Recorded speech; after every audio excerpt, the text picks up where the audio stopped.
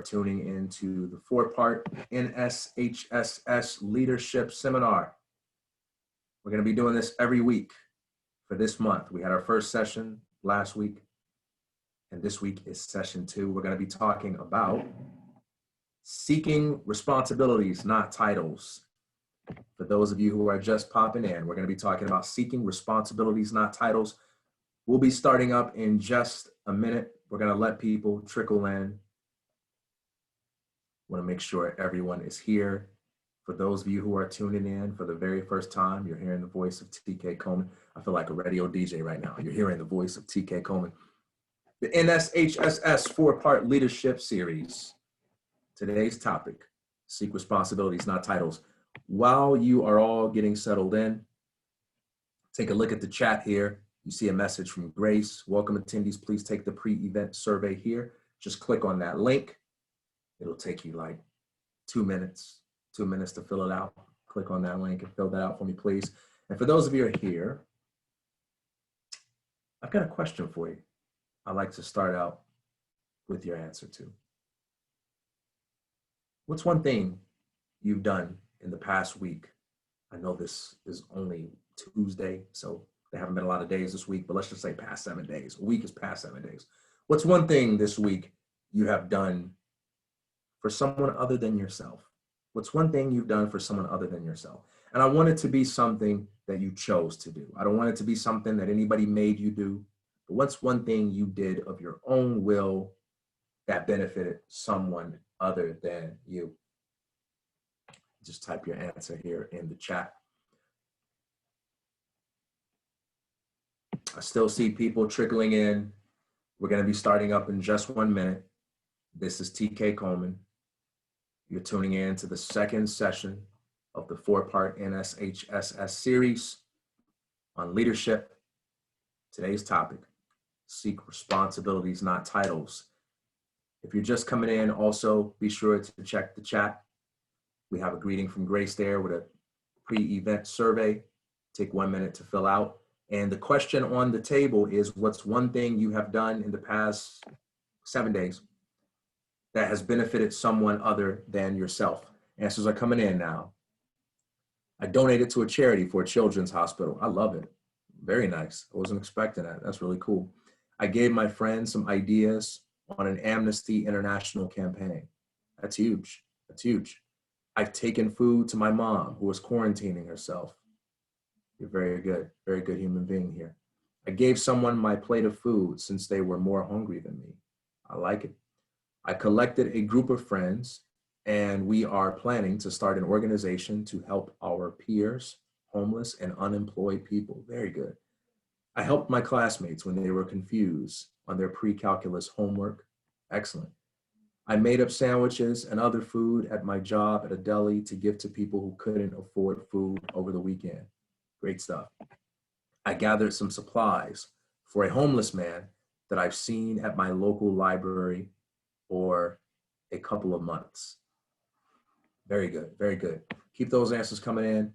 I see, for those who are just tuning in, the question on the table is, what's one thing that you have done in the past week that has benefited someone other than you? Okay, more coming in. I decorated my house for Christmas, and it made my mom happy, and I made breakfast for my mom. I love it. I love it. Just like last time, we began with a short exercise like this, and it's another intuition pump.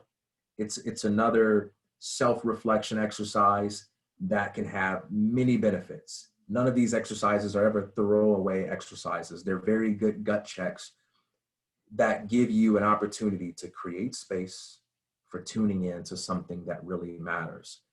An important part of your success is your self-esteem. Knowing that you have the capacity to make a difference, knowing that you are able to impact the world around you, and being deeply in tune with that reality. It's very easy to believe that we can make a difference in theory. It's very easy to believe that other people, if they work hard and apply themselves, can achieve great things. It tends to be a little bit trickier when it comes to ourselves, right? Because when it comes to your own life, you're aware of all the different variables and all the different obstacles and things like that that can get in your way.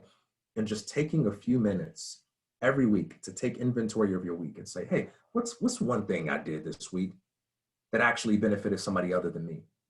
And just by thinking about it and writing it down, it becomes obvious to you all the little ways that you are having a powerful impact on the people around you. It makes me think about a Christmas movie I saw in my childhood called It's a Wonderful Life. It's an old classic black and white Christmas film. And Jimmy Stewart plays the lead role. And, you know, he just questions his ability to make a difference. Doesn't feel like he's doing much to change the world.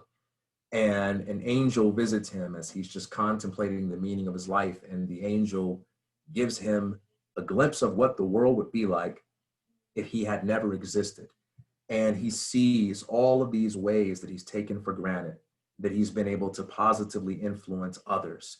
And I think this is your story. It's my story. It's true of all of us, but it takes some practice.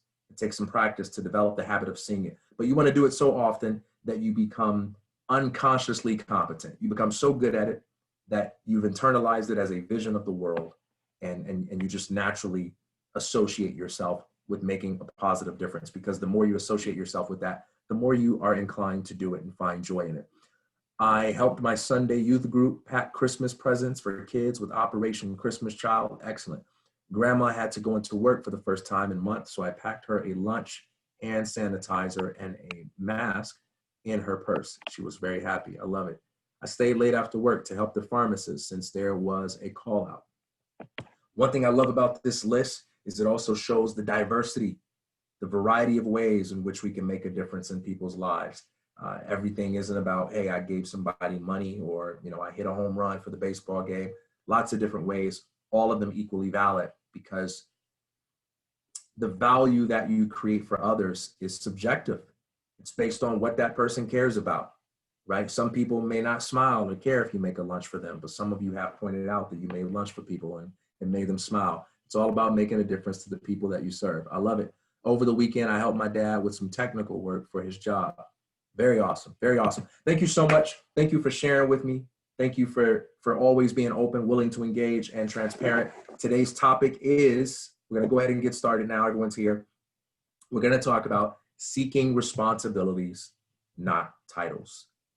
Tell you a story. There's a film, The Imaginarium of Dr. Parnassus. It's about this great, powerful magician, and he can do anything. He can snap his fingers and make fire appear. He can control the weather with his mind. He can create fire, flood, storm with a single thought. And he roams the streets speaking to anyone who will listen about the power of the imagination. And he talks to people everywhere he can go, everywhere he goes. And he tells them that if you can only dream of great things, if you think creatively, you can achieve anything. The only problem is he takes the garb of a homeless man, and he doesn't have a lot of money, no outward trappings of power and status. And so no one believes him. They kind of dismiss him as a fraud.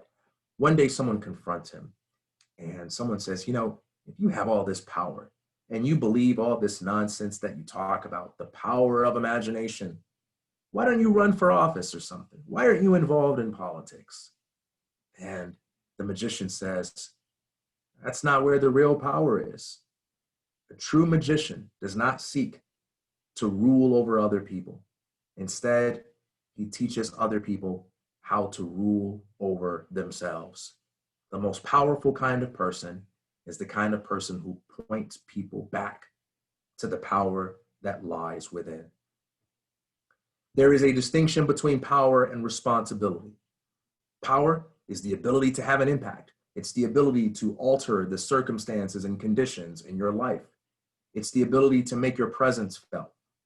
It's the ability to carry weight, the ability to exercise causal efficacy. I can go on and on. I'm sure if I asked you for definitions of power, you can give me ones that are just as good as any of those. But that's what power it's about. It's about the ability to be a cause, the ability to produce effects. But power isn't responsibility. Responsibility is exercising the composure, the consciousness, the creativity, and the character necessary to use power in a way that builds people up. Leaders are people who not only seek after power, but they are people who embrace responsibility. One of the lessons we talked about last week, I quoted Zig Ziglar, who said, the best way to get what you want is to help other people get what they want. I would contend that the same thing is true of power, that the best way to become a person of power is to seek to be the kind of person who helps others connect to their personal power. The Catholic theologian and medieval philosopher St. Augustine once said about communication, seek first to understand, then to be understood. I like to borrow Augustine's quote and remix it for power. Seek first to empower others, then to be empowered. As you navigate this world of great competition, this world where there are so many bright, hardworking people, I want to encourage you to think about leadership, not as the person with the loftiest title, not as the person who swings the biggest bat, so to speak, not as the person with the most flattering position, but as the person who is most passionate about serving others, most passionate about being generous and making a positive difference in the lives of other people. There's an economist, his name is John Kay, and he talks about this concept called ubiquity. And that's actually the name of the book. It's not ubiquity, I'm sorry, obliquity.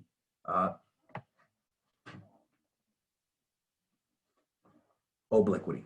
John Kay, obliquity. And in this book, what he talks about is, with many important things in life, the best way to obtain those things is to go about it in the reverse way, not to pursue them, but to pursue the opposite. So for instance, an example of this would be friendship. If you want to make a lot of friends, the best way to do it isn't to try to get a whole bunch of people to be friends with you. It's to actually do the reverse and be friendly towards other people. There's actually a proverb in the Bible that says this: he that hath friends must first show himself friendly. Leadership thought leader John Maxwell says this, that you'll make a lot more friends by becoming interested in other people than by trying to get other people to be interested in you. So if you want to make friends, don't sit back and wait for other people to be interested in you.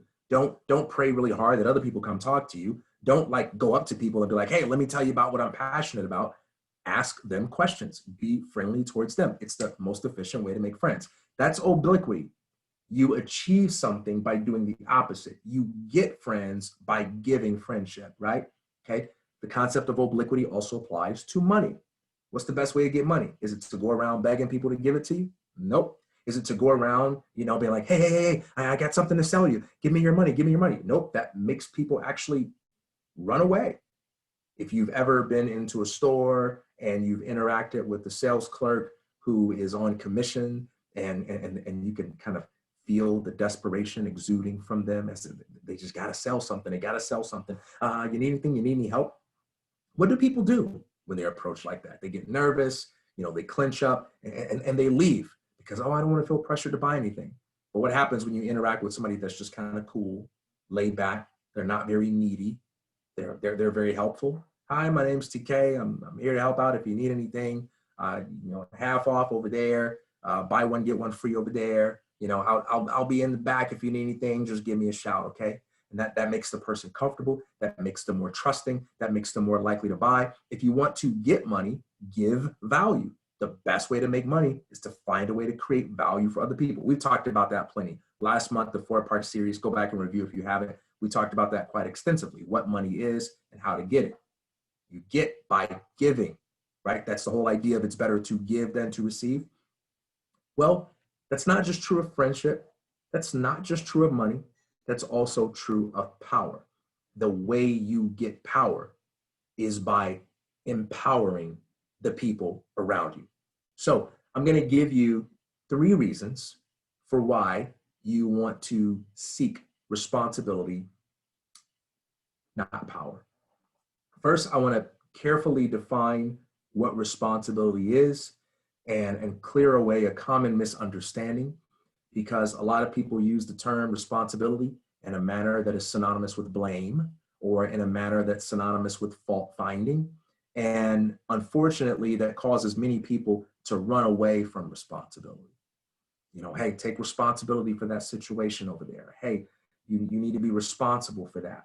And if you go around thinking that responsibility equals blame, you're going to deprive yourselves of a lot of the beautiful opportunities that come with taking responsibility for as much as you can possibly handle while maintaining your own health and well-being and so forth. So responsibility. A little story of I believe it was Jim Rohn, who told the story of a man who had received directions to a party, and he followed the directions faithfully, and he's driving around, and he gets to the address on his directions, and he's completely lost. It doesn't match at all.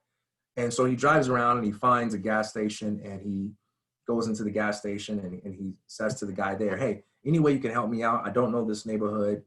GPS is out and my directions aren't working for me. Can you help me out?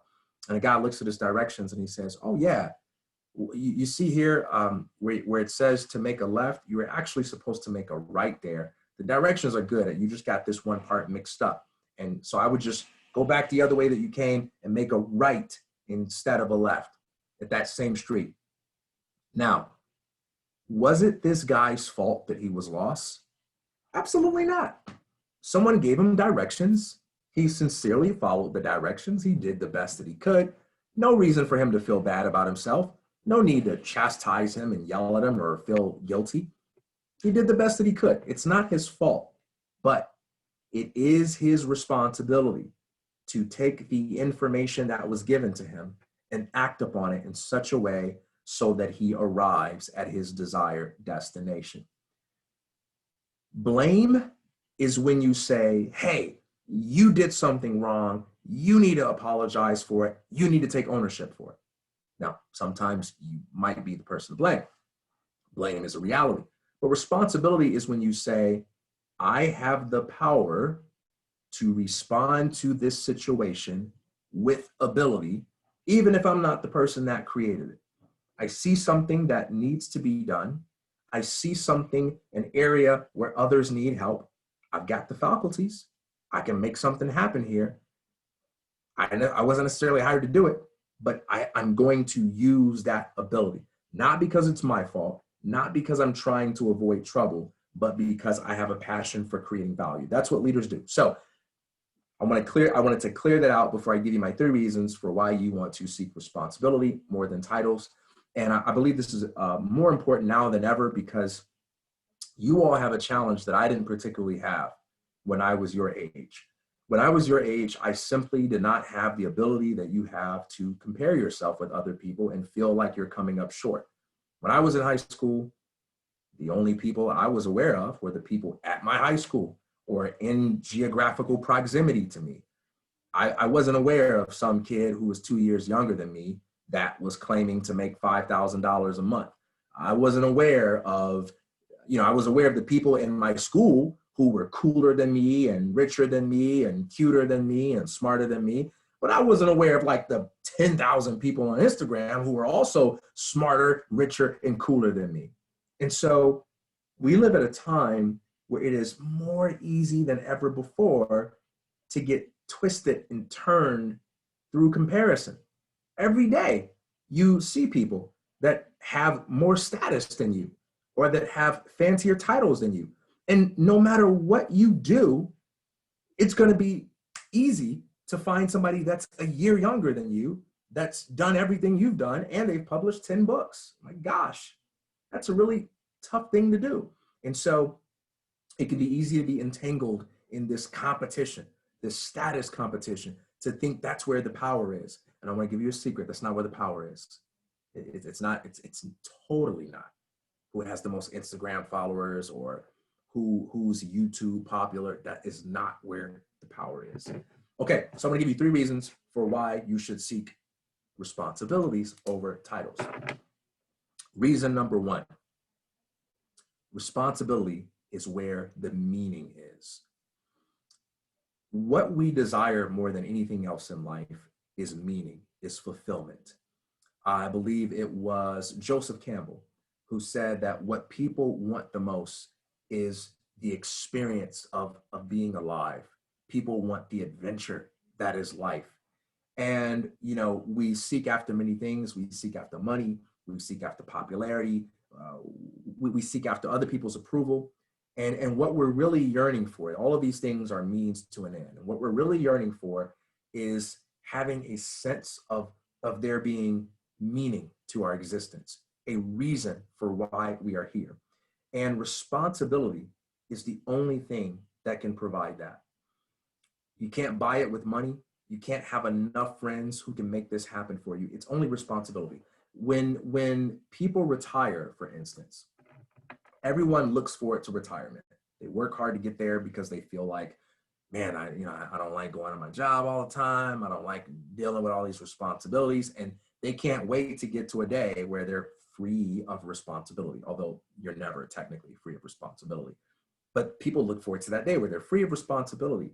And when they get to that point of being able to retire, they get depressed.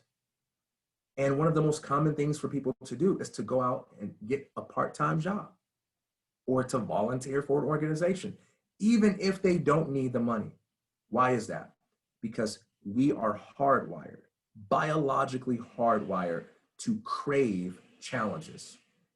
In fact, the pleasure centers in our brain do not reward us with pleasure unless we are constantly navigating new challenges.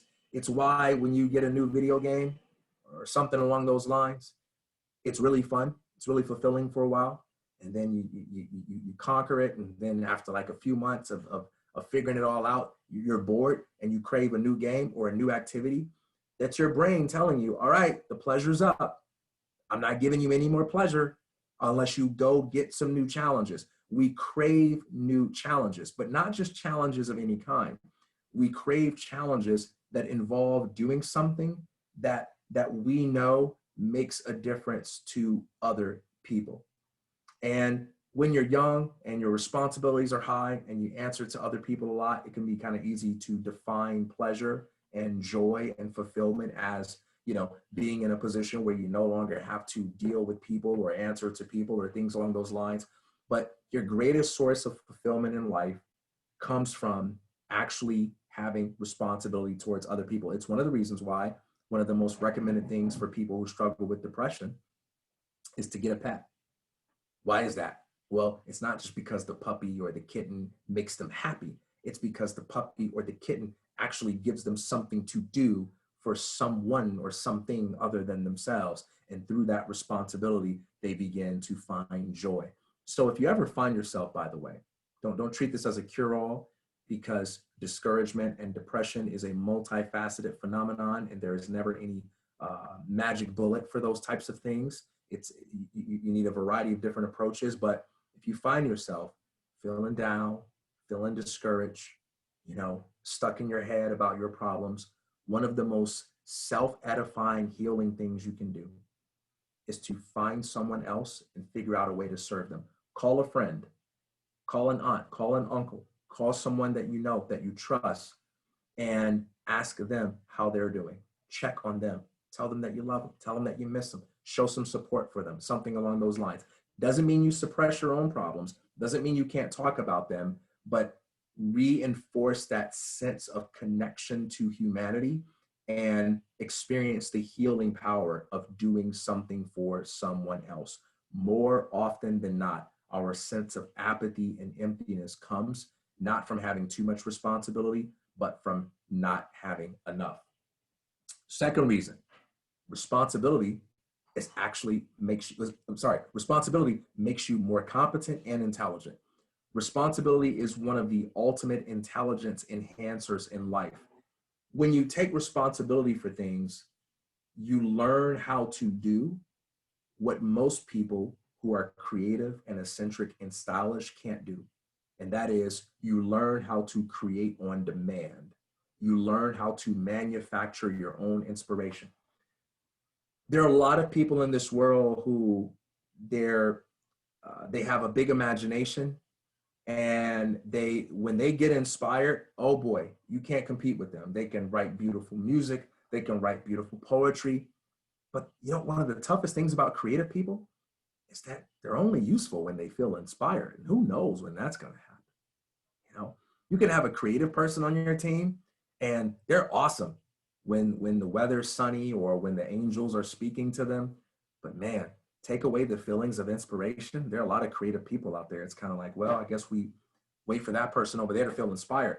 The most valuable people, the most valuable leaders are the ones who can manufacture their own inspiration. Even when the weather isn't perfect, even when they aren't feeling their best, they have the ability to not only make themselves useful, but to generate creative ideas, to harness the power of their imagination towards constructive ends. Only responsibility can make you do that. Here's why. Because responsibility puts you in a space where you have to show up and you have to deliver value, even when you don't think it's perfect and you don't have an out. When you're just doing things for yourself, just based on inspiration, guess what you can do? You can write something and you can look at what you wrote and you can say, nah, I don't really sound very smart. I don't really think those words are beautiful. That's not my best poetry. And guess what? You don't have a deadline. You're not doing this for anyone other than yourself. You can crumble that up, throw it in the garbage. No one ever knows. How in the world are you going to get better at writing that way? If the risk involved in the creative process are not real, then the rewards of that process will not be real either. The way that you get better is you write something and you look at what you write and you go, that's terrible writing, but you don't have an out because you got 10 more minutes left or you got 2 days and you got to ship something. You got to deliver something, whether you like it or not. You don't get to submit your work or deliver things just when you feel beautiful, just when you feel brilliant. You got to ship that thing. That's how you get better, because the risks are real and you take it seriously and you begin to process information and experience differently when you have to show up. Only responsibility can do that. Only when you are doing things for other people can you really get better. So you all have something that you want to get better at. You want to get better with finances. You want to get better at writing. You want to get better at making friends. Do something for somebody other than yourself. Add some responsibility to your life. Let me give you the third reason for being responsible, for seeking responsibility over titles. That third reason is because this is actually where all the opportunities are in life. I coached a student once who worked for his father's business. And he came to me and he said, so I have this idea where, you know, I can buy ads and I can do all these cool marketing things. And I know that it can make more revenue for my father's business. And, you know, I'm asking him for a certain amount of money and he just won't budge. And I don't know if it's because I'm his son. I don't know if it's because I'm young, but I got the ideas, TK. I got the creative ideas and my dad won't listen to me. We've talked about this theme a number of times, right? You got creative ideas and people won't listen to you. So I said, how much money are you asking him for? And I forget the exact number. This may have been like a few $1,000s, which to him wasn't a lot because what he would help his father earn was so much more. And so I said, okay, who loses if your idea doesn't work? Oh, I know it's going to work, TK. I got it. I understand that. You believe in your idea. You should believe in it. But who loses if that idea doesn't work? He says, what do you mean? I said, well, your idea isn't free to implement, right? You want like $3,000. Who's going to give you that money? My dad. Okay. Suppose your idea doesn't work and that $3,000 is just gone forever. Who loses? You or your dad? He goes, I get what you're saying. I said, okay. What you're asking for right now is for your dad to just make you the marketing director. And the reason you want him to just make you the marketing director is because that's where you think the power is. You think the power is in the title. You think the power is in him designating you head of marketing and then him just giving you the green light to spend money however you want to spend it. It's not where the power is. The power is in responsibility. If you want him to respect you, you want him to trust you, you want him to provide you with resources, you got to look for the responsibility in this situation. Does your dad pay you for your work? Yeah, he pays me. Okay. Do you make enough money to save a few $100s? Goes, oh yeah, I can do that really fast. I said, okay. I said, all right, how about we do this then? How about over the next month, you save a small percentage of your paycheck enough that you can afford to lose, right? But a little bit of risk involved in there. And then instead of asking your father to spend his money on the ads and this marketing plan that you have, you spend your own money. And you let him know that you're going to conduct this experiment because you're so excited about the idea that you want to put your own funds into it. The first thing that's going to happen is, even if he still doesn't like your idea, he's going to respect you more. He's actually going to take your suggestion more seriously, because he's going to see you not as a person who wants other people to take all the risk for your idea. He's going to see you as somebody that's willing to put your money where your mouth is. He's going to see you as someone that's willing to bet on yourself. And he's going to pay close attention. When you do that, if your idea is wrong and you lose, he's going to respect you more, because not only were you wrong, but you were willing to bear the cost of being wrong. You're going to be more of a man in his eyes. Not only that, you're going to pay closer attention and make sure you learn, because nobody likes losing their own money. But here's the cool part. What if you're right? If you're right, you just made the money back for your dad, right? Then you can conduct the same experiment again. And if you're right, you've confirmed the results. Then you can go to him and you can provide empirical evidence and say, hey, Dad, check this out. So remember that experiment I told you about? I did it like this and like this. I put my own money into it. These are the results I got. You can look at the measurements here. I would like to level up a little bit. I know last time I asked for $3,000, it was a really big number. We don't need that much. Why don't we just put a couple of $100 and we can add that to the money I'm putting in, and we can try to get even more results. And over time, as his confidence builds, he puts more money into it, and both of you guys are winning. And guess what? Title or not, who do you think? Who do you think is a voice of influence for how he markets things? That's how you get the opportunity. That's how you get the power. That's how you get people's respect and trust. Not by begging them for titles, not by begging them for promotions, not by begging them for money, but looking for problems that they have, looking for value that you can create, and asking yourself, where's the responsibility? Where's the responsibility in this?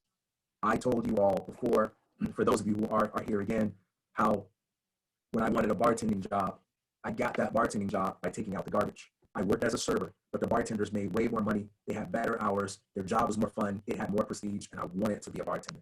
But I wasn't on their radar. I had just been hired as a server. I was new. I was really low on the totem pole. And I thought to myself, I got to find a way to get that bartending job. I'm not going to get it by begging for somebody to give me a position. I got to get it by begging somebody to give me a title. I've got to look for responsibilities I can assume. I got to look for things that I'm not required to do that will be valuable to other people. I got to find those responsibilities. And one of the things I found was that behind the bar, the garbage, especially when it get really busy, the garbage would fill up real fast. And the bartenders couldn't leave the bar to take out the garbage. And they would beg the servers to come do that. And all the servers would be stressed out and really busy. And they would kind of gripe about it. And it always came down to a manager having to pick a server and make them take out the garbage. When I saw that opportunity, I said, I'm the garbage man. I'm the garbage guy. I designate myself the garbage guy. I don't have to announce it, because if I do it, it's going to be obvious. I'm not going to ask for it as a position. It's something that needs to be done. Everybody's running in the opposite direction. I'm going to run towards that. I'm going to be the garbage man. Nobody's going to beat me to that garbage. Every time that thing got close to getting full, I would swoop around the bar. I would take that garbage out, and I would be stressed. In my head, I'll be stressed. But kept a smile on my face, kept a positive attitude, and I would take that garbage out. You know, first couple of times, hey, thanks, TK. Hey, thanks, man. Appreciate it. Thanks. After about 5 or 6 times, man, TK, you're the man. Go, TK.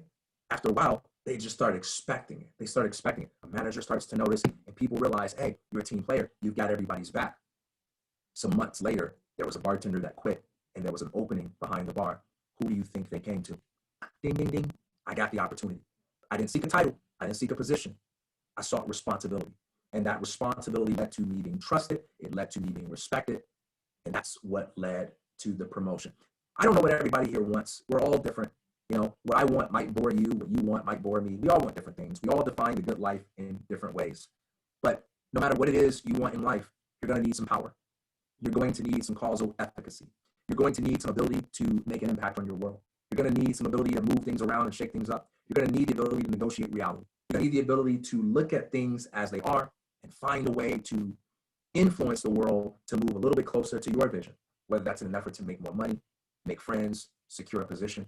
You're going to need some power. And the way you get that power is by looking for ways to empower others, to be generous to others with whatever it is you have. And that's what responsibility is. You seek the responsibility, you eventually get the title. And even when you don't get the title, you'll be the person of influence anyway. All right, I'm going to pause here. and we're going to go into Q&A. We have some time. My goal is to make 20 minutes available for it. We have roughly a little bit more than that, but we're going to make use of the chat, and nothing's off limits. You can ask me about anything I spoke on tonight. You can ask me about anything I spoke on previously, or whatever it is on your mind that you might need some help with, coaching with. So I'm going to pause here, and we'll take a look at the comments for the questions that are coming in.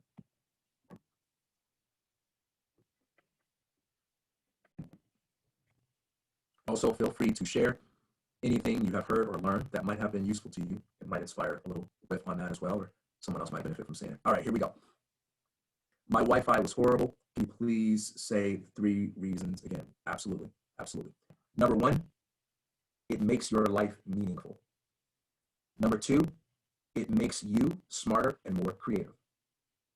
Number 3, it's where the real opportunities are. Number 1, it makes your life meaningful. Number 2, it makes you smarter and more creative. And number 3, it's where the real opportunities are.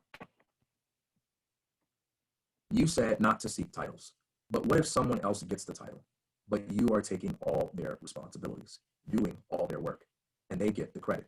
Should you advocate for yourself and get the title you deserve? It's a very good question. And that happens too, right? Like that question isn't out of nowhere. That there are a lot of people in this world that are frustrated by that. They feel like, man, I do all the work, and somebody else just comes along and takes credit. Okay, a couple of things here. Number 1, you want to identify what game you're playing. One of the worst things you can do in life is to spend all of your time mastering games that you don't even enjoy playing. Regret isn't just about failing at the things you try. In fact, many people who fail at the things they try live freer of regret if they try the things that really matter to them. One of the biggest sources of regret is succeeding at stuff that you never cared about in the first place. Why do I say that? I say that because in the work environment, or in any environment, classroom, organization, whatever it may be, there are always going to be people who play games. And there are always going to be people who reap certain rewards or benefits from playing the games they play. And for some of those people, it may be them getting credit for this. For some of those people, it may be getting money, getting a raise, whatever it may be. And if you're not clear with yourself on what game you're playing, what your priorities are, you will be tossed and turned every which way, every time you find out that there's someone who is out competing you for this or that. But the first thing you got to ask yourself is, do I even care about that? Here are these people backstabbing each other, gossiping at each other, competing, knocking themselves over, taking credit for this and that because they want, I don't know, to be close with the boss or to have this or that. Do you even care about that? Because that may sound like an unnecessary question, but there are a lot of people in this world that are actually working very hard to compete over things they don't even care about. By the time they get that trophy or that prize, they're like, wait a minute, this doesn't even matter to me. It doesn't even matter to me. I have worked jobs where I look at people who are, trying their best to impress this or that person, and I've been able to look at that and be like, who cares about that? I'm not even playing that game. That's not what I'm in it for. That's not what I'm in it for. Right? So that's the first thing. Don't assume that the person who is getting the credit is necessarily getting the best rewards. When you work a job, when you work in any organization or with any group, be clear with yourself first about what you want to get out of it. And take responsibility for going after it. And don't get caught up with any side games of competing with other people over things that don't really matter to you. Here's the second part of my answer. When it comes to getting credit for your work, the way that you do this isn't by bragging about it or arguing with people about who really did it. One of the best ways to take credit for your work is to actually give credit, right? So here this sounds very paradoxical because so many people are so afraid that if they give credit, it's going to devalue them. But here's the thing. When you make the people around you look good as a result of you being there, you become indispensable to them. You become very expensive for them to lose.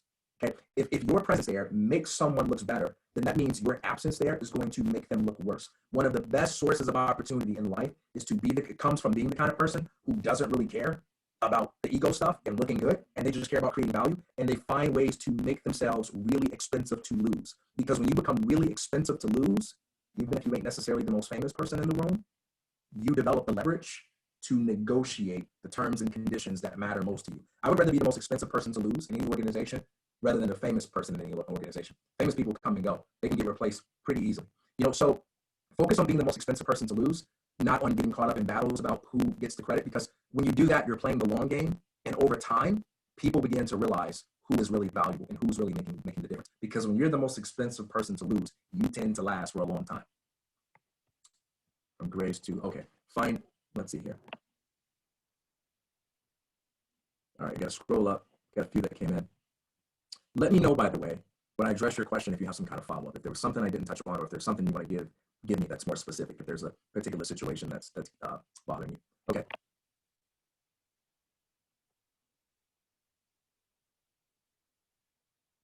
So I'm kind of in the support part of my leadership team. We had a car wash recently where I was the reason we got 2 new people who said they promised to come back and donate every year. One of the leaders said I should consider a leadership position next year, but I'm a bit of an introverted ambivert. If I do join, how do I manage that confidence, not creating awkward silence? Okay. So we need more leaders that are introverted. Being a leader isn't the same thing as being an extrovert. And I know that many people who are extrovert are drawn towards leadership positions. But when you think about leadership, think about the people who are being led and what they need. There are a lot of introverts out there that are being led, and they could benefit from having leaders that are like them and that are empathetic towards them. So you don't have to become an extrovert in order to be a great leader. You just have to learn how to make who you are work for you.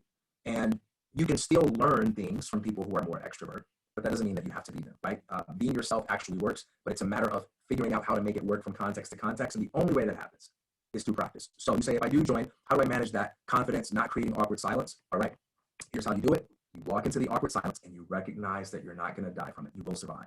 Recognize that it's coming, okay? Recognize that there's nothing that you're going to read. There's no YouTube video you're going to watch. There's nothing I'm going to tell you that's going to save you from having moments of awkward silence. I have had thousands of them. When I first started working at restaurants, you should have seen me. I mean, it was terrible. I walk up to a restaurant and, hi, my name is TK. Welcome to Olive Garden. May I please take your order at this time? You know, and then you kind of practice a little bit, and you just do it so many times. Then you walk up to the table. Hey guys, how's it going? My name is TK. Welcome to Olive Garden. May I start you off with a glass of wine? And you're a little bit cooler, a little bit more comfortable, but still kind of nervous and awkward and uncomfortable with yourself. Okay, maybe like 20, 30, 40 more tables later. Hey guys, how's it going? Is this your first time here at Olive Garden? Okay, awesome, cool. What's the special occasion? Oh, that's fantastic. That's awesome. Congratulations. Congratulations. Excellent. Well, hey, my name is TK. I'll be taking care of you tonight. Can I start you off with the perfect margarita? You ease into it, right? You get more natural, but you get more natural over time through practice and by not treating the inevitability of failure as if it's this terrible thing that's going to destroy you and as if you'll never be able to outlive those moments where you're awkward. Nobody cares about my days of being awkwardly silent. No one cares because I'm not awkwardly silent anymore. You'll get through it, but you got to practice. So practice. Take advantage of every opportunity that you have to be the one to get up and speak, to introduce yourself to people. Not because that's the main thing that you want to do for the rest of your life, but it'll be a good exercise for you in overcoming your fear. It takes time to practice. What is the best way to show respect to someone else if they are not showing respect to you? If you can come back, I'd love for you to maybe give me some detail there. What will be an example of this? How do you make yourself useful to people that don't know you as a student, especially when they are out of state? So I'm assuming that these people are people that you are aware of, and you want to help them in some kind of way. Well, in order to make yourself useful to anybody, you have to first make yourself a student of them, and you have to discover what their needs are. And that may not be obvious in the beginning, and that's okay, right? If you just met someone and you don't know anything about their goals, about their desires, their needs, their struggles, you're not going to know how to make yourself useful to them, because making yourself useful is relative to other people's needs and problems. So the first step to making yourself useful to someone is getting to know them. And that takes a little more work, but it's a lot better than saying, hey, how can I help out? Yeah, you can ask that question. How can I help out? But get to know people. Ask them questions about what they're interested in. What are some of your interests? What are you up to in the world right now? What are you working on? What are you most passionate about? What's your biggest goal right now? What are you doing towards that end? How are you enjoying the process? You're not going to get away with asking all those questions without that person at least complaining about something. Once they start complaining about something, once they express the slightest bit of struggle with something, you'll begin to get ideas on how you might make yourself useful. But figure out what people's goals and or their problems are, and that's how you figure out how you can get involved in helping them. We live in a gender inequality world. How do I make sure that people respect me enough to trust with responsibility without overlooking me because of my demographics? Okay, that's a good one here. So the first thing you want to do. So the way that we get a world where people are not overlooked because of things like race and gender is by having people like you all with your sensitivities and your empathy in positions of leadership, which is one of the reasons why I'm so privileged to be speaking with you all and so excited about this opportunity to talk with you about these things. What I would say is, we know that we live in an imperfect world and these types of things happen. What we have to do is, one, we focus on the things that are within our locus of control, right? So we do our best to make sure that we are doing great work, that we are creating value, and that we are marketing the value that we create. And there are ways to do this without being obnoxious, right? One of the best ways to do this is to develop a portfolio. I think all of you, as you're working on projects with school and as you're reading books, I think one of the best things that you can do is create a blog or use your social media to actually document the things that you are learning and the things that you are creating so that you can build a digital paper trail of all the stuff that you're learning and making. Because what happens is, when you're in a work situation where you're at a job interview, you can say to people, hey, I'm hardworking, I'm creative, I'm smart, whatever it is you say. By creating a digital paper trail of the things you're learning and creating, you actually build a track record that people can look at. You have something that you can show to people, and having something that you can show to people is always more impressive than just telling them what you can do in theory. Showing them what you have done is more impressive than telling them what you can do in theory. So build a digital paper trail, and that will be something that makes it easier for you to market your value. The second thing is, when you think about opportunities, try to look at yourself as a person who is evaluating other people, and not just look at yourself as someone that's being evaluated by other people. You're not going to have complete control over this at any stage in life, and you're going to have less control of it as you're young. But as you accumulate more experience, you want to be able to expand the amount of control you have over this area. You want to try to work with people who respect you. One of my favorite pieces of advice is go where you're celebrated, not where you're tolerated. You want to work with people that actually like having you around and that actually value your contributions. And this is one of those things when you're out there in the real world and maybe you have 2-3 different opportunities on the table, and one opportunity may have a fancier title, or it may come with slightly more money. And here's another opportunity, maybe the title isn't as fancy, but you work with a team that really values you. Especially when you're young, you're going to have more upward mobility if you're working with people that actually value the contribution, because those are the people that are going to be inclusive. They're going to involve you in the discussions. You're going to have more opportunity for creative contribution. They're more likely to share their networks with you. So don't focus just on other people giving you money or giving you opportunity. Focus on aligning yourself with networks that actually share your causes and your convictions. And that applies to all of you. That applies to all of you. You want to prioritize, not just thinking about success in terms of, oh, this is where I'm going to have a good title. I've turned down jobs that would have been more impressive to other people because those organizations didn't share my values. They didn't share my moral convictions. And yes, respecting people regardless of their race or gender, that's a moral conviction.